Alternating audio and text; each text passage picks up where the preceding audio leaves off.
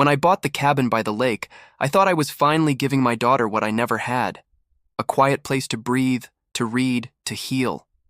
After the divorce, things were tender. I wanted her to feel steady again, somewhere she could fish, write songs, and not hear car alarms every 5 minutes. So when I found that sun-faded little place on Pine Glass Lake, I didn't even flinch at the minor HOA involvement line in the papers.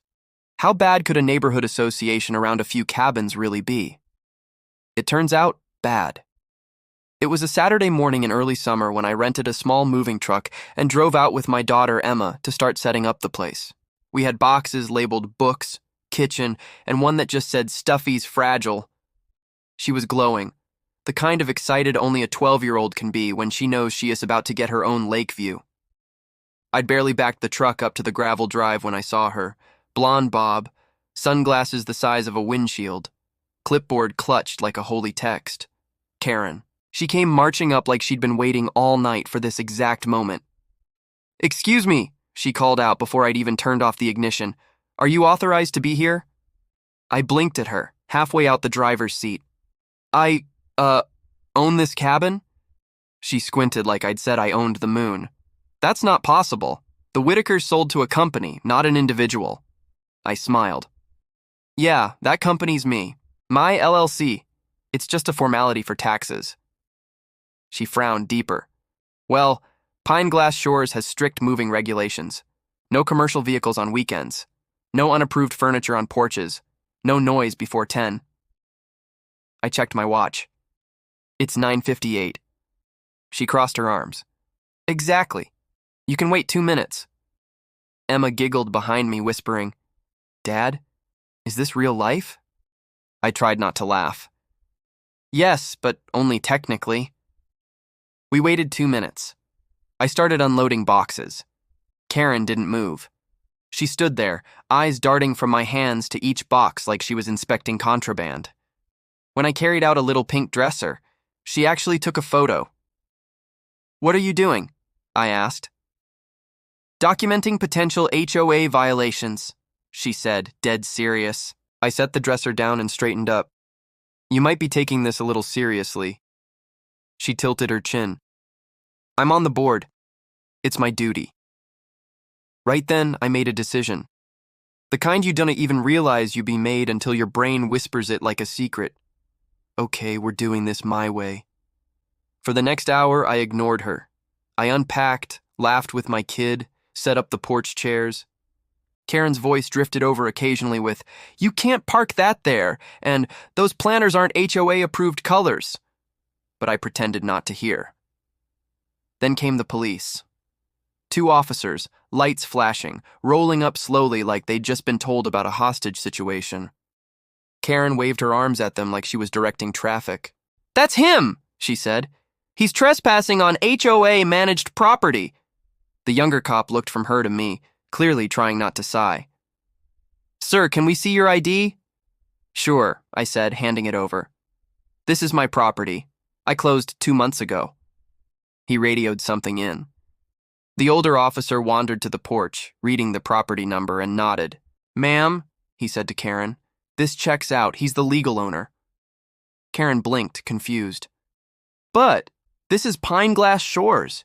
He can't just move in without board approval." The older cop smiled politely.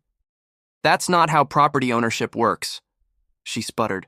But the HOA..." He shrugged. "HOA doesn't trump a deed." I almost felt bad for her. Almost. When the police left, Karen turned on me with the fire of 1,000 unmailed complaint letters. "You'll regret this," she hissed. "You don't understand how things work here." I grinned. "Karen, I think I understand exactly how things work." She stomped off, muttering something about fines and citations. Emma leaned over, eyes wide. "Dad, is she always going to be like that?" I looked across the glittering lake, sunlight bouncing off the water like laughter. "Not for long," I said. "I've got a plan." That night, after Emma went to bed, I poured a glass of iced tea and flipped through the property paperwork again. Buried halfway through the documents, I saw it, a small, overlooked note in the deed transfer. This property includes exclusive access rights to Pineglass Lake perimeter and associated maintenance easement areas. My eyes widened. That wasn't just my cabin.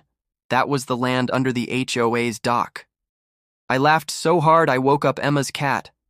Tomorrow, I decided, I was going to pay Karen's HOA a visit, and this time I'd be the one with the clipboard. The next morning, the lake was still. Mist rolled across the surface like slow-moving breath.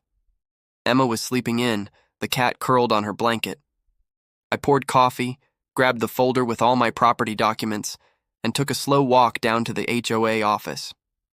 It wasn't far, just across the gravel road, inside a low log building that looked like it had been a bait shop once. A small brass plate on the door said, Pineglass Shores Property Association. Beneath it was a printed sign in Comic Sans, visitors by appointment only. I knocked anyway. A woman in a floral blouse opened the door halfway. Can I help you? Yes, I said. I own the cabin at Lot 14. I'd like to review some HOA boundaries. She blinked, uncertain. Do you mean the landscaping guidelines? Before I could answer, a voice behind her called out, Who's that?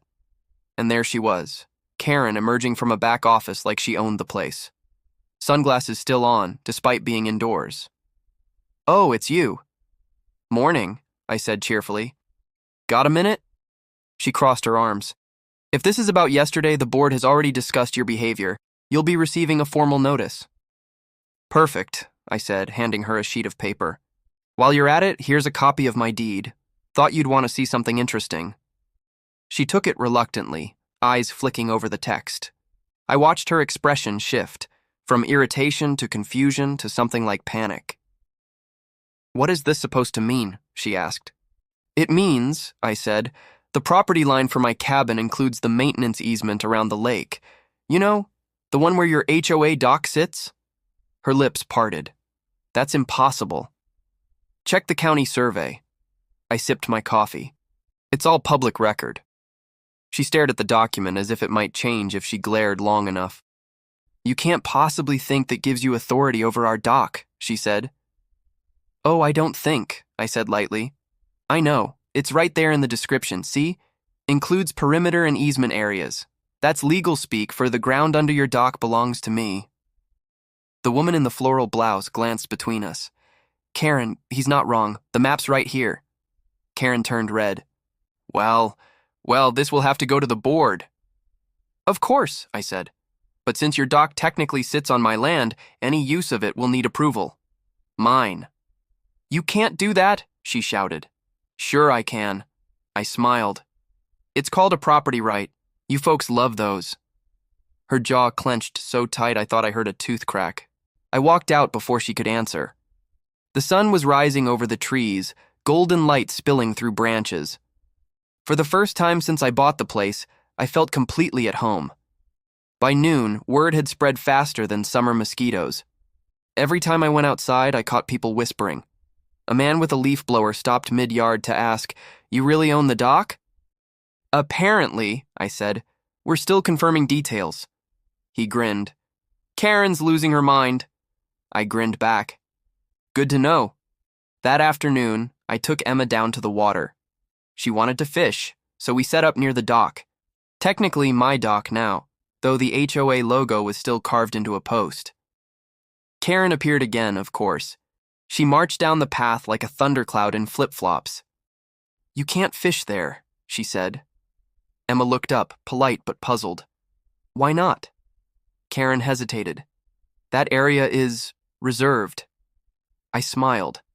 Oh, it's fine. It's part of our property line. I double-checked. She opened her mouth, then closed it. We'll see about that, she said finally, before storming off. Is she okay? Emma asked. She's just surprised, I said. She thought she ran the lake. Turns out she doesn't even rent the ground under it. Emma laughed. That's kinda awesome. The next few days were quiet, eerily quiet. No knocks, no warnings, no citations taped to the door. It was almost relaxing. But I knew Karen. Quiet wasn't surrender. Quiet meant planning. Sure enough, by Friday, a letter showed up in my mailbox. Not a friendly one. It was from the HOA's compliance division, claiming my dock access infringed on communal water usage and ordering me to cease and desist. I chuckled. Cease and desist using my own shoreline. Cute. I pulled out my laptop, logged into the county property database, and saved every relevant document as a PDF. Then, for good measure, I printed out 3 copies. Saturday morning, I taped one to the HOA office door. Another went on the community bulletin board. The third? I left neatly folded on the HOA dock, right next to a little sign I made that said, "Private access, permission required." By sunset, half the neighborhood had walked past, whispering and snapping photos. And that's when I saw her again. Karen, standing at the edge of the dock, clutching her phone, staring at the sign like it was personally mocking her. "Don't do it," I called from my porch. "It's laminated. You can't fight lamination." She didn't answer, just turned on her heel and marched away. That's when I knew the war was only getting started. For the first time since we'd moved in, the lake felt tense. The water was still blue and bright, but every conversation on the shore carried the same nervous energy. Neighbors talking in low voices, pretending not to stare at me. Emma noticed before I said anything. "Dad, why are people looking at us like that?" "They're trying to figure out what team we're on," I told her. "They just don't know the game yet." By Sunday afternoon, I learned what Karen's next move was. A flyer appeared on everyone's door. Emergency HOA meeting, dock use dispute, attendance mandatory. It looked official, but someone had printed it at home. I smiled. Classic Karen, drama disguised as order. I walked into the meeting late on purpose. The community center was packed, folding chairs scraped the floor, and the air smelled like coffee and stress. Karen stood at the front beside a whiteboard with the words, "Preserve our shoreline rights," written in huge letters. When she saw me, her smile tightened like a drawstring bag. "Glad you could join us," she said. "We're just discussing your misunderstanding about property boundaries." "Perfect timing," I said. "I brought the deed. Thought I'd clear it up for everyone." A murmur ran through the crowd. I set a folder on the table and handed copies to the 2 board members who looked least like they wanted to be there. "Here," I said. "Page 4, line 12, includes shoreline and dock easement areas. Those words mean this section of land and everything on it are part of my parcel." One of the members squinted at the page. "He's right," she said quietly. Karen shot her a look sharp enough to cut fabric. "That's a misinterpretation. The HOA has always maintained those docks." "Maintenance doesn't equal ownership," I said. "If you mow my lawn, that doesn't make it your yard." Someone in the back snorted, trying not to laugh. Karen's cheeks went pink. "You can't just rewrite our rules." "I'm not rewriting them," I said. "I'm following the law. Big difference." The board members exchanged uncertain glances. One cleared his throat. "Maybe we should table this until we consult the county office." Karen glared at him. "We'll do that, but until then, the dock remains community property." "Actually," I said, "until then, it's disputed property, which means no one should use it at all until ownership is confirmed." A few people gasped. One man whispered, "He's got her." Karen forced a smile. "Fine. If that's what you want, we'll suspend dock activities until further notice." I nodded politely, though inside I was laughing. The HOA had just voted themselves out of their own lake access. Outside afterward, 2 neighbors approached me, an older couple with matching sun hats. "We never liked her bossing everyone around," the woman whispered. "If you need signatures or support, we're happy to help." "Thanks," I said. "I might take you up on that." Over the next week, I did a little quiet homework. I visited the county clerk's office, confirmed the deed wording with a real estate lawyer, and filed a short notice of exclusive easement rights. It was simple paperwork, but it meant the HOA couldn't touch the dock or even hold meetings on it without my consent. When I got home that evening, I saw Karen pacing near the water, phone to her ear, voice sharp enough to slice bark. "He's weaponizing a typo!" she barked to whoever was listening. "We'll appeal!" I waited until she noticed me. "Evening," I said. "Beautiful night, isn't it?" She hung up, trying to compose herself. You're making a mistake. The board will fix this. Maybe, I said. But until then, the dock's closed for renovations. What renovations? She snapped. I held up a small wooden sign I'd made. Under review. No trespassing. Her face fell. You wouldn't dare. Already did, I said, planting it firmly at the dock entrance. For the next few days, I became an accidental celebrity. Neighbors stopped by with lawn chairs to watch the spectacle. Someone even brought popcorn. Each morning, I'd drink coffee on my porch while Karen stood across the shore on her phone, muttering about legal overreach. Emma started a running joke. Every time she saw Karen, she'd whisper, "Boss of the lake, checking in." I'd salute back. All systems operational. Still, I knew this wasn't over. Karen wasn't the kind to admit defeat. She was the kind to escalate. And sure enough, one evening while Emma and I were grilling dinner, a letter slid under the door. This one came straight from the HOA's attorney. It accused me of obstructing community access and demanded immediate restoration of shared rights. Emma read over my shoulder. "Dad, they're mad again." "Yep," I said, "and that means we're winning." The next morning, I called their attorney directly. "Before you get too invested," I said, "you might want to check County Map Parcel 14B. The dock sits on that. That's mine. You're welcome to verify." There was a pause, then a sigh. "I'll get back to you." He didn't. By the end of the week, the HOA had gone silent again. The dock sat empty, except for a single duck who seemed thrilled about the peace and quiet. Karen avoided me entirely, though I caught her sneaking glances whenever I mowed the yard. Peace had returned, for the moment. But I could feel the next storm brewing. And this time, I had a feeling it wouldn't be about boundaries. A week of quiet is never really quiet around Pine Glass Lake. It's the kind of quiet that hums, like an electric fence right before you touch it. I knew Karen was planning something, and sure enough, it arrived on Thursday afternoon in the form of an official HOA safety inspection. 2 SUVs rolled up the gravel road, each with an HOA magnet slapped on the side. Out stepped 3 board members wearing matching polos, clipboards at the ready. Karen led the parade naturally, her sunglasses reflecting my front porch like twin mirrors of judgment. I was sanding a bit of railing when she called out, "Good afternoon. We're here for the scheduled compliance inspection." "I didn't schedule anything," I said. "It's standard procedure," she replied. "Random checks for safety, community harmony, and structural integrity." "Sounds thorough," I said. "Before you start, I'll need to see your authorization." Karen blinked. "Excuse me?" "Well, you're standing on my property. Liability and all that. You should sign a waiver." The younger guy behind her tried not to laugh. "A waiver?" "Sure," I said, holding out a printed form I'd made after last week's drama. It said, "I understand that by entering private property, I assume full responsibility for my own safety and will not cite the owner for any invented infractions." Karen refused to take it. "We'll be quick." "Then I'll be quicker," I said, stepping in front of the door. County Rule 34B. Any HOA inspection must be requested in writing by both parties. You have that letter? She froze. "We don't need your permission." "You really do," I said pleasantly. "And I'll tell you what. I'll make you a deal.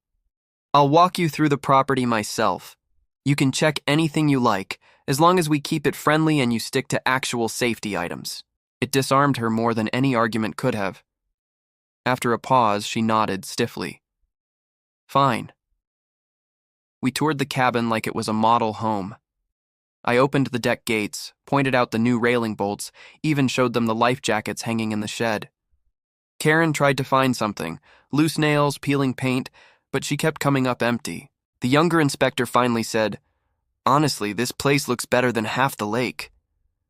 Karen shot him a look that could have melted varnish. "We'll compile our notes." "Take your time," I said, smiling. "Would you like lemonade?" No one answered.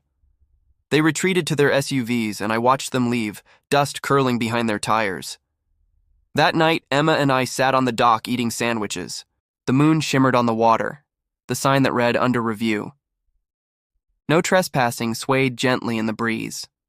She leaned against me and whispered, "Do you think they'll give up now?" "Karen doesn't give up," I said. "She rebrands." Sure enough, she did.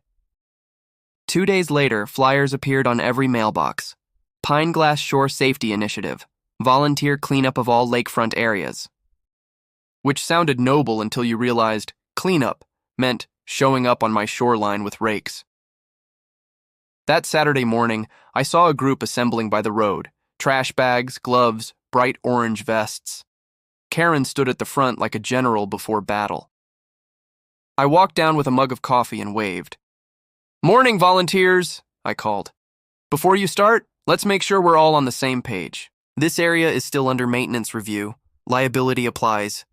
Karen raised her chin. "We're just picking up litter. That's not maintenance." "True," I said. "But since you'll be working on my side of the property line, you'll need my permission, which I'm happy to give if we coordinate schedules." The group looked uncomfortable. One man whispered, "Maybe we can start at the park end instead?" Karen frowned, realizing she was losing them. "We're within our rights." I shook my head kindly. "Not this patch, you're not. But if you want to clean the public beach, I'll even bring snacks." A few people chuckled. The crowd drifted away toward the park, leaving Karen alone with her rake. For once, she had no clipboard, no audience, just a quiet stretch of lake that didn't belong to her. She looked at the water, then at me, and said nothing. By evening, the lake was spotless and peaceful. Even Karen's voice had softened when she walked past later. "The dock looks nice," she admitted. "Thanks," I said. "It's amazing what calm weather does." She nodded once, as if testing out what civility felt like, and walked on. Emma sat beside me on the porch steps. "Was that a truce?" "Maybe," I said, "or just the eye of the storm. But either way, the lake's quiet tonight." The water glowed silver under the moonlight. For the first time, the place felt like what I'd wanted when I bought it. Somewhere safe, somewhere peaceful, a home. If Karen had to check every plank of wood to learn that, I could live with it. The next week, the weather turned hot, and with it, the mood around Pine Glass changed too. Everyone who'd been watching the dock drama now just wanted shade, water, and quiet. For once, so did I. I started my mornings early, rowing a small aluminum boat out before sunrise while Emma slept. The oars dipped through the glassy water, fish flickered under the surface. Out there, the only sounds were loons and the soft creak of the boat. No HOA rules, no paperwork, just peace. But peace, it turns out, attracts company. One morning, I spotted another boat coming out of the fog, a bright yellow kayak, paddled with sharp precision. Karen. She slowed as she neared, her paddle slicing the lake like scissors. "Don't worry," she called. "I'm not here to inspect anything." "That's a relief," I said. "Forgot to laminate my fishing permit." She smiled, actually smiled. "I just needed some air. The board's been arguing about budgets for 3 days straight." "Ah, nothing like bureaucracy to ruin a lake view." We drifted side by side for a while, the mist curling between us. She looked smaller without her sunglasses and clipboard, just another tired person who liked the water. "You really did your homework, didn't you?" she said at last. "About the deed." "Guess I did," I said. "Didn't mean to start a war." She laughed quietly. "It's been tense, hasn't it? People think HOA rules are law, but most of us just volunteered to keep the trash cans matching colors. It got out of hand." I noticed. For the first time, the conversation didn't feel like a contest. We ended up talking about the lake itself, how the shoreline had eroded, how the weeds were choking the shallows, how no one had coordinated maintenance for years. "If we don't dredge soon," she said, "the marina will be a swamp by fall." "You've got records on that?" "Boxes," she said, rolling her eyes. "You can have them if you promise not to sue us for paper cuts." That afternoon, she dropped them off in a waterproof tote. Emma helped me sort through them at the kitchen table, marveling at how many times people had argued about boat colors. But hidden in the pile were old surveys, maps, invoices, enough data to make sense of what the lake actually needed. We decided to host a meeting. Not an HOA meeting, just a neighbor get-together by the water with coffee and donuts. Emma drew signs that said, "Lake Day, everyone welcome." We set up a few tables under the pines. No one expected it to work, least of all me. Yet by mid-morning, half the neighborhood had shown up.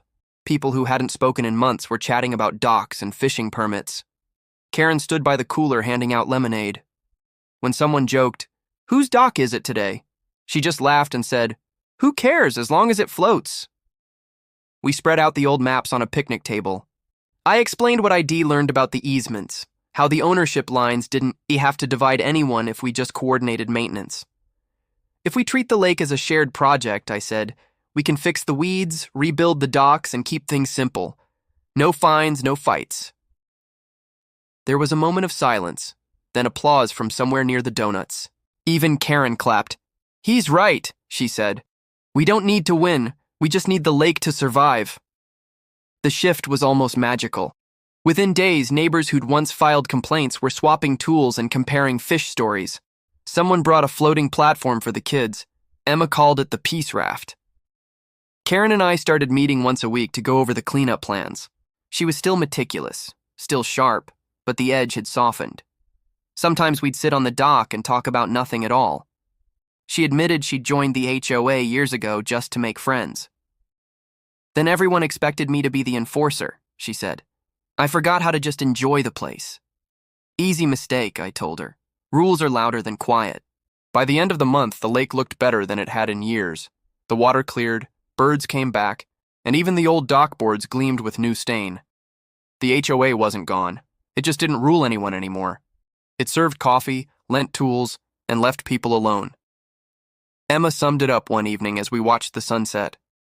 "You didn't beat them," she said. "You fixed them." "Fixed us," I corrected. All of us needed a reset.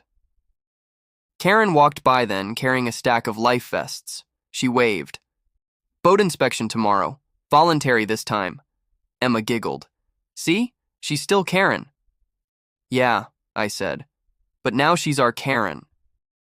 The lake rippled with the last light of day, calm and golden. For the first time, Pineglass felt like home. Not a battlefield, not a project, just a shared bit of peace surrounded by people who finally understood what mattered. By the time July rolled in, Pineglass Lake had turned into something I barely recognized, in the best way possible. The old tension that used to hang over the water like fog was gone. The air smelled like cedar and barbecue smoke instead of paperwork and printer ink. Emma started making friends too. Every afternoon, a small crowd of kids would gather by the new floating platform, fishing, splashing, and daring each other to jump from the highest edge. Their laughter drifted all the way to the porch.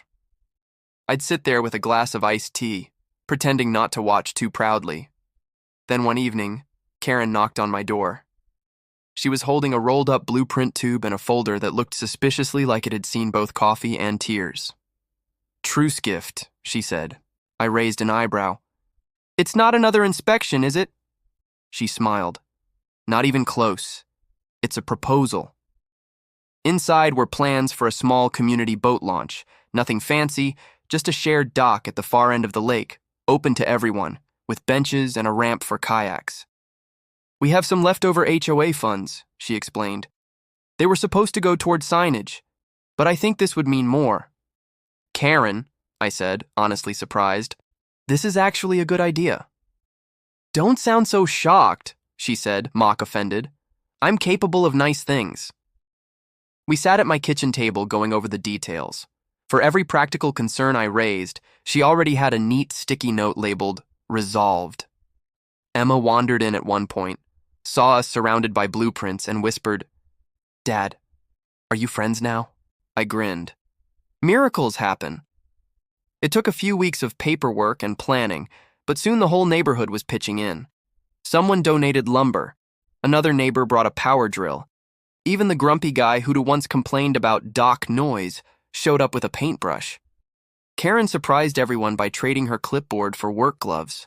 She was out there every morning hammering boards, directing deliveries, and occasionally snapping, "Measure twice, cut once," in a voice that could command a ship. But this time, people laughed with her instead of behind her back. By August, the new dock was finished, a long, sturdy stretch of pine that reached out into the water like an invitation. The day we opened it, the entire community showed up. Kids ran back and forth. Someone brought a grill.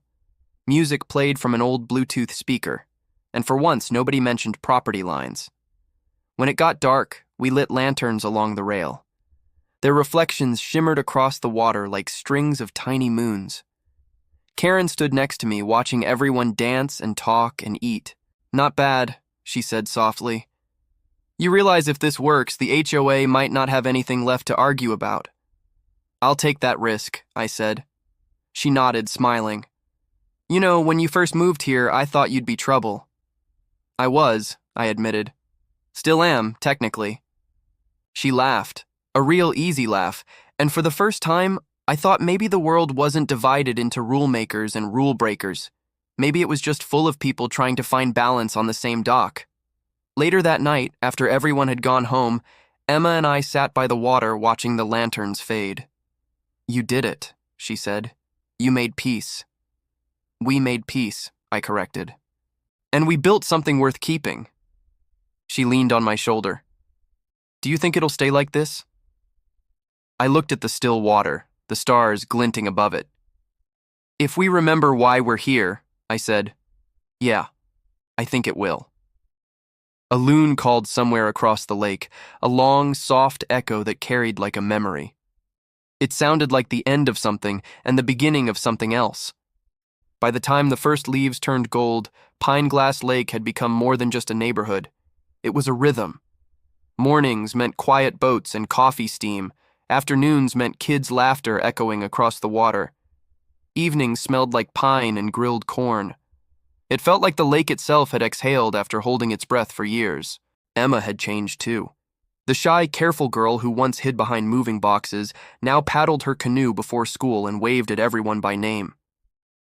When she told me she wanted to start a lake life club for her friends, part cleanup, part kayaking lessons, I nearly teared up. She didn't need me to build her peace anymore. She was building her own. One Saturday in early September, we hosted the first Lake Appreciation Day. There was no board, no minutes, no rules, just potluck dishes and live music from a neighbor's garage band. People who used to argue about hedge heights now competed over chili recipes. Karen even brought cupcakes decorated with little frosting kayaks. She walked up to me mid-afternoon, wiping flour from her hands. "I think this is what it was supposed to be all along," she said. "What was?" "The HOA," she replied. "It was meant to bring people together, not push them apart. I just forgot that somewhere along the line." "You remembered in time," I said. She smiled. "Maybe because someone reminded me." We watched Emma and her friends organizing a trash pickup near the dock. Every few minutes she'd look over and wave, her ponytail bouncing with each step. Karen sighed softly. "You did good, you know." "Not really," I said. "The lake did. It has a way of humbling everyone eventually." Around sunset, someone set out lanterns again. The new community dock glowed in warm light as people sat at the edge with their feet in the water, talking and laughing. Even the air felt generous. Karen raised a plastic cup of lemonade toward me. "To clean water and second chances," she said. "To no more fines," I added. She laughed.